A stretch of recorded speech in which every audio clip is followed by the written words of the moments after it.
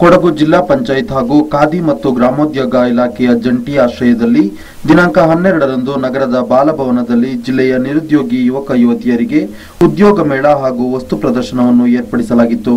ಜಿಲ್ಲಾ ಪಂಚಾಯತ್ ಅಧ್ಯಕ್ಷ ಶಿವಪ್ಪ ಉದ್ಯೋಗ ಮೇಳವನ್ನು ಉದ್ಘಾಟಿಸಿ ಜಿಲ್ಲಾ ಪಂಚಾಯತ್ ವತಿಯಿಂದ ಹೊರತರಲಾಗಿರುವ ಗ್ರಾಮೀಣ ಭಾರತ ಕೊಡಗಿನ ಕಾವೇರಿ ಮಾಸಪತ್ರಿಕೆಯನ್ನು ಬಿಡುಗಡೆ ಮಾಡಿದರು. ಜಿಲ್ಲಾ ಪಂಚಾಯತ್ ಕೃಷಿ ಮತ್ತು ಕೈಗಾರಿಕಾ ಸ್ಥಾಯಿ ಸಮಿತಿ ಅಧ್ಯಕ್ಷ ಬಲ್ಲರಂಡ ಮಣಿಮುತ್ತಪ್ಪ ವಸ್ತು ಪ್ರದರ್ಶನಕ್ಕೆ ಚಾಲನೆ ನೀಡಿದರು.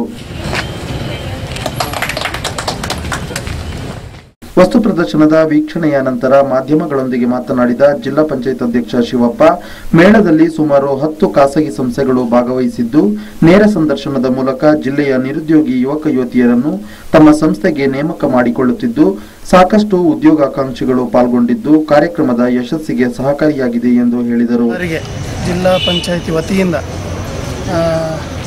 ಯಾರು ಕೊಡಗು ಜಿಲ್ಲೆಯಲ್ಲಿರುವಂಥ ನಿರುದ್ಯೋಗ ನಮ್ಮ ಈ ಒಂದು ಏನು ಸಮಸ್ಯೆ ಒಂದು ಪಿಡುಗು ಅನ್ನೋದು ಹೇಳ್ತಿರುವಂಥದ್ದು ನಿರುದ್ಯೋಗ ಸಮಸ್ಯೆಯನ್ನು ಪರಿಹಾರ ಮಾಡಬೇಕು ಅನ್ನೋಂಥ ಒಂದು ದೃಷ್ಟಿಯಿಂದ ಇವತ್ತು ನಾವು ನಮ್ಮ ಜಿಲ್ಲೆಯ 3 ಕಡೆಗಳಲ್ಲಿ ಅದು ನಾವು ನಮ್ಮ ಜಿಲ್ಲಾ ಪಂಚಾಯತ್ನ ಸ್ಥಾಯಿ ಸಮಿತಿಯ ಅಧ್ಯಕ್ಷರು ಬಲ್ಲರಂಡ ಮಣಿಮುತ್ತಪ್ಪರವರ ಮತ್ತು ಎಲ್ಲ ಸಂಸ್ಥೆ ಸದಸ್ಯರ ಒಂದು ತೀರ್ಮಾನದಂತೆ ಎಲ್ಲ ಸರ್ವ ಸದಸ್ಯರು ಒಡಗೂಡಿ ಈ ಒಂದು ಉದ್ಯೋಗ ಮೇಳವನ್ನು ಮಾಡಬೇಕು ಅನ್ನುವಂಥ ಉದ್ಯೋಗವನ್ನು ಯಾರು. ಇದೇ ಸಂದರ್ಭ ಮಾತನಾಡಿದ ಜಿಲ್ಲಾ ಪಂಚಾಯತ್ ಕೃಷಿ ಮತ್ತು ಕೈಗಾರಿಕಾ ಸ್ಥಾಯಿ ಸಮಿತಿ ಅಧ್ಯಕ್ಷ ಬಲ್ಲರಂಡ ಮಣಿಮುತ್ತಪ್ಪ, ಕೊಡಗು ಜಿಲ್ಲಾ ಪಂಚಾಯತ್ ವತಿಯಿಂದ ಜಿಲ್ಲೆಯ ನಿರುದ್ಯೋಗಿ ಯುವಕ ಯುವತಿಯರಿಗೆ ಉದ್ಯೋಗ ಕಲ್ಪಿಸುವ ನಿಟ್ಟಿನಿಂದ ಈ ಉದ್ಯೋಗ ಮೇಳವನ್ನು ಏರ್ಪಡಿಸಿದ್ದು, ಜಿಲ್ಲೆಯ ಸಾಕಷ್ಟು ಮಂದಿ ಯುವಕ ಯುವತಿಯರು ಪಾಲ್ಗೊಂಡಿದ್ದಾರೆ.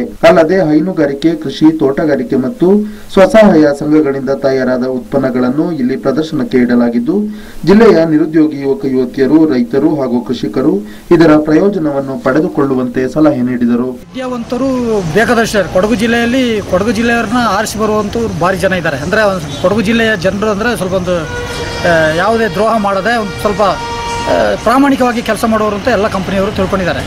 ಆ ನಿಟ್ಟಿನಲ್ಲಿ ನಾವು ಒಂದು ಯೋಜನೆಯನ್ನು ಹಾಕೊಳ್ಳುವಾಗ ಇದುವರೆಗೆ ಜಿಲ್ಲಾ ಪಂಚಾಯತಲ್ಲಿ ಏನಾಗ್ತಾ ಇದೆ ಅಂತ ಅದಕ್ಕೆ ಸಂಬಂಧಪಟ್ಟ ಹಣ ಏನು ಕೈಗಾರಿಕಾ ಇದರಲ್ಲಿ ಸ್ವಲ್ಪ ಹಣ ಇರ್ತದೆ, ಇದು ಯಾವುದಕ್ಕೆ ಉಪಯೋಗ ಆಗ್ತಾಯಿತ್ತು. ಆದರೆ ನಾವು ಚಿಂತನೆ ಮಾಡಿದ ಜಿಲ್ಲಾ ಸ್ಥಾಯಿ ಸಮಿತಿಯಲ್ಲಿ ಇದನ್ನು ಏನಾದರೆ ನಮ್ಮ ಇಲ್ಲಿ ಬಡ ಮಕ್ಕಳಿದ್ದಾರೆ, ಅವಿದ್ಯಾವಂತರಿದ್ದಾರೆ, ಮತ್ತು ಉದ್ಯೋಗ ಇಲ್ಲದವರು ಕೂಡ ಇದ್ದಾರೆ. ಇಲ್ಲಿ ಏನು ಹೇಳ್ತಾ ಇದೆ ಅಂತ ಹೆಬ್ಬೆಟ್ಟಿನವನಿಗೆ ಸಮೇತ ಕೆಲಸ ಸಿಕ್ಕುವಂಥ ಒಂದು ಅವಕಾಶ ಇದೆ. ಇದರಲ್ಲಿ ಯಾವುದೇ ಕೆಲಸ ಇದೇ ಕೆಲಸ ಅಂತ ಏನಿಲ್ಲ, ಅವರವರೇ ಪ್ರಾಮಾಣಿಕವಾಗಿ ಕೆಲಸವಂಥದ್ದು ಮತ್ತು ದೊಡ್ಡ ಇಂಜಿನಿಯರಿಂಗು ದೊಡ್ಡ ಕೆಲಸ ಸಿಕ್ಕುವಂಥದ್ದು ಸಮೇತ ಅವಕಾಶ ಇದೆ.